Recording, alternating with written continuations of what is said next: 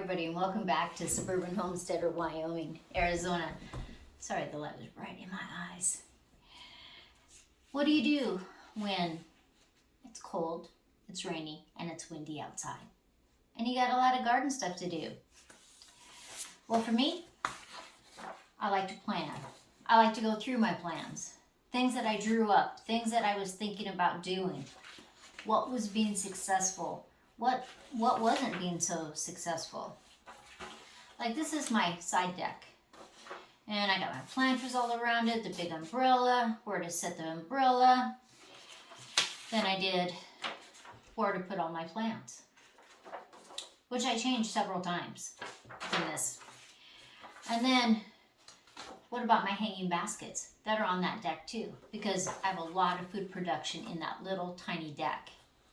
What worked, what didn't work? Well, I tried some seeds from the Dollar Tree store and in some of the hanging baskets. And at first, no germination at all. And then all of a sudden the basil came up and the dill came up. And what else do I have out there? I think it's 2 basils that I have out there. Those came up. The other things didn't come up. That was just good to know. But it was worth a try. I mean, they were $1. And so I was okay with that. Now I have a project that I haven't finished because I refuse to pay that much money for wood. And I need hardwood because it gets a lot of rain, wind, and snow right there. And so I want it to be able to last and last. And so I'm just waiting for the prices to go down. But I really have to say that I'm really happy and it's been a success. Even though a couple of the pots did not grow from the Dollar Tree store. But really everything else. I have just had the bok choy, in fact, was so spectacular on that deck. I'm never going to grow it anyplace else. Because I've had success with it sometimes, failure with it sometimes. But on that deck, it gets early morning sun, then it's in the shade, and it doesn't get sun again probably till about 3 o'clock in the afternoon on where I had those positioned. And they grew and grew and grew, and I just cut them and cut them and cut them. And I really like the taste. So I am saving some of those seeds so that I'll dry them in the pods, and I will be able to have that specific type basically forever. And so I'm happy about that.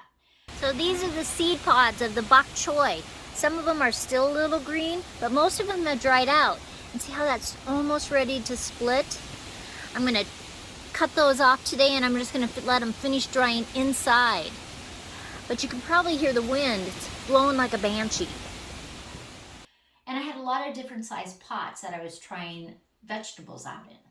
Now I've always been able to grow the tomatoes in there, but I have an apple tree growing in there, lots of flowers, peppers, Swiss chard, a zucchini, beets, all successful.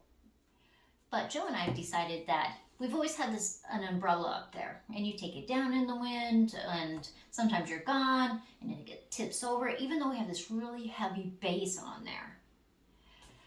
So I think we're going to build a roof over top of it, and then we won't have to have umbrellas ever. And then when it's rainy out, we can still eat out there because I have a little table and chairs out there. So those are some of the things I do when it's cold and wet and rainy. High today, 54 degrees so far. 54. That's cold in August.